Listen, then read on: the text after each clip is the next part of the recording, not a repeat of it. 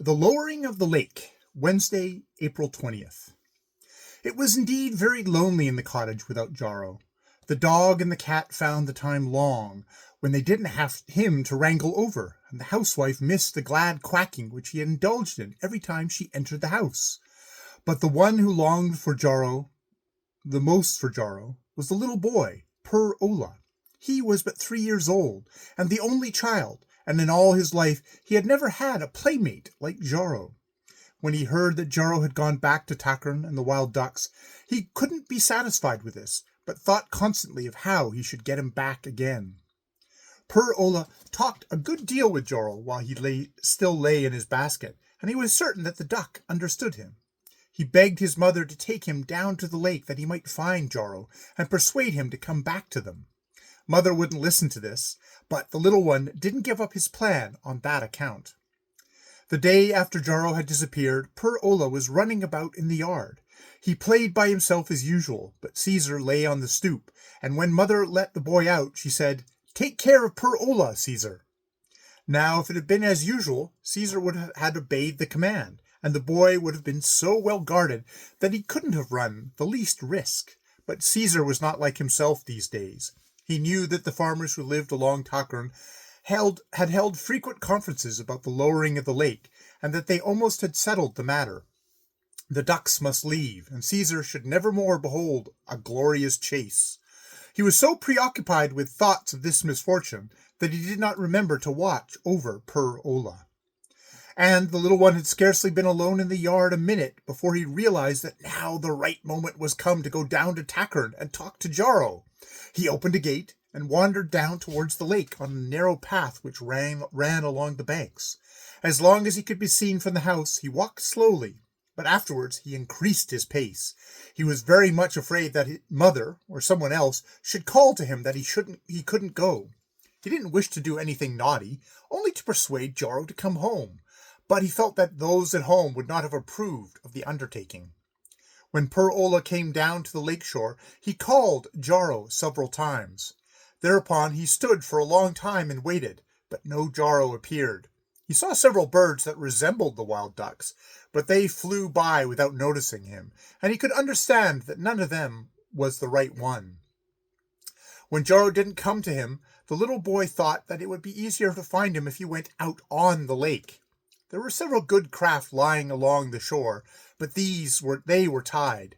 The only one that lay loose and at liberty was an old leaky scow, which was so unfit that no one had thought of using it. But Per Ola scrambled up in it without caring that the whole bottom was filled with water. He had not the strength enough to use the oars, but instead he seated himself to swing and rock in the scow. Certainly no grown person would have succeeded in moving a scow out on Takern in that manner. But when the tide is high, and ill luck to the fore, little children have a marvelous faculty for getting out to sea. Per Ola was soon riding around on Takern and calling for Jarro. When the old scow was rocked like this, out to sea, its cracks opened wider and wider, and the water actually streamed into it. Per Ola didn't pay the slightest attention to this. He sat upon the little bench in front and called to every bird he saw, and wondered why Jarro didn't appear. At last Jarro caught sight of Per Ola. He heard that someone called him by the name which he had borne among human beings, and understood that the boy had gone out in Takern to search for him. Jarro was unspeakably happy to find that one of the humans really loved him. He shot down towards Per Ola like an arrow, seated himself beside him, and let him caress him. They were both very happy to see each other again.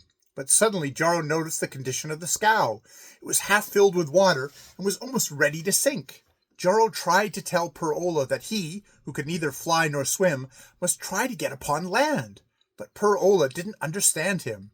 Then Jarro did not wait an instant, but hurried away to get help.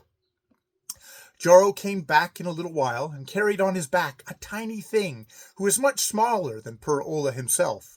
If he hadn't been able to talk and move, the boy would have believed that it was a doll.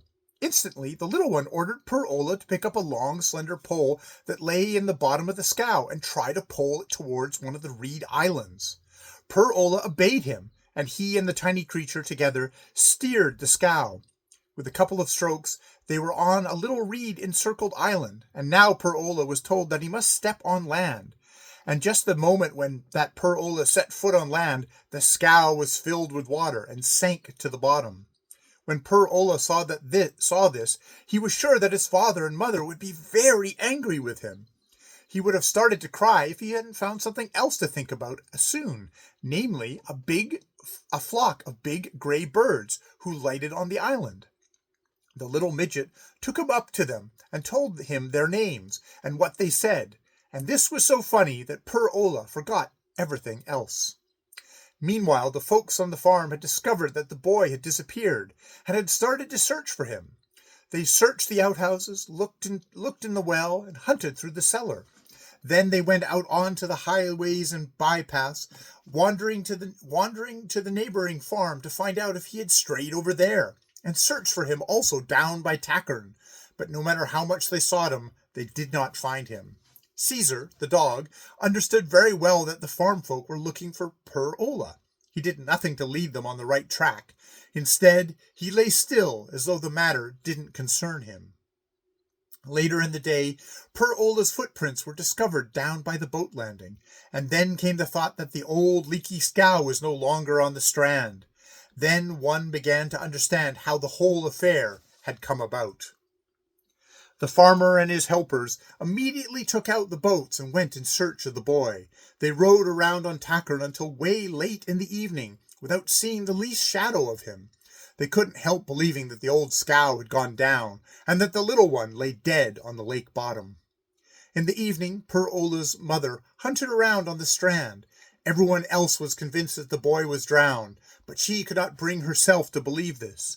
She searched all the while. She searched between reeds and bulrushes, tramped and tramped on the muddy shore, never thinking of how deep her foot sank and how wet she had become. She was unspeakably desperate. Her heart ached in her breast. She did not weep, but wrung her hands and called for her child in loud, piercing tones. Round about her she heard swans and ducks and curlew shrieks. She thought that they followed her, and moaned and wailed, they too. Surely they too must be in trouble, since they moaned so, thought she. Then she remembered these were only birds that she heard complain. They surely had no worries. It was strange that it did not quiet down after sunset, but she heard all these uncountable bird throngs which lived along Tackern send forth cry upon cry. Several of them followed her wherever she went. Others came rustling past on light wings. All the air was filled with moans and lamentations. But the anguish which she herself was suffering opened her heart. She thought that she was not as far removed from all other living creatures as people usually think. She understood much better than ever before how birds fared. They had their constant worries for home and children, they as she. There was surely not such a great difference between them and her as she had heretofore believed.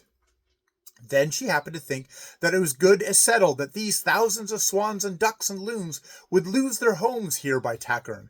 It will be very hard for them, she thought. Where shall they bring up their children now? She stood still and mused on this. It appeared to be an excellent and agreeable accomplishment to change a lake into fields and meadows. But let it be some other lake than Tackern, some other lake which was not the home of so many thousand creatures. She remembered how on the following day the proposition to lower the lake was to be decided, and she wondered if this was why her little son had been lost just today. Was it God's meaning that sorrow should come and open her heart just today, before it was too late to avert the cruel act? She walked rapidly up to the house and began to talk with her husband about this. She spoke of the lake and of the birds, and said that she believed it was God's judgment on them both, and she soon found that he was of the same opinion. They already owned a large place, but if the lake draining was carried into effect, such a goodly portion of the lake bottom would fall into their share that the property would be nearly doubled. For this reason they had been more eager for the undertaking than any of the other shore owners.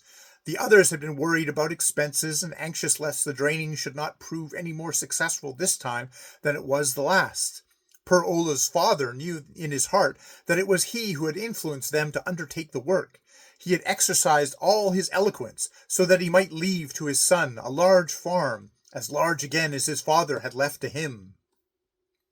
He stood and pondered if God's hand was back of the fact that Tackern had taken his son from him on the day before he was to draw up the contracts to lay it to waste. The wife didn't have to say many words to him before he answered. It may be that God does not want us to interfere with his order. I'll talk with the others about this tomorrow, and I think we'll conclude that all may remain as it is. While the farmer folk were talking this over, Caesar lay before the fire. He raised his head and listened very attentively. When he thought that he was sure of the outcome, he walked up to the mistress, took her by the skirt, and led her to the door. "But Caesar," said she, and wanted to break loose. "Do you know where poor Ola is?" she exclaimed. Caesar barked joyfully and threw himself against the door. She opened it, and Caesar dashed down towards Tackern. The mistress was so positive he knew where poor Ola was that she rushed after him, and no sooner had they reached the shore than they heard a child's cry out on the lake. Poor Ola had had the best day of his life in the company with Thimbletot and the birds, but now he'd begun to cry because he was hungry and afraid of the darkness, and he was glad when his father and mother and Caesar came for him.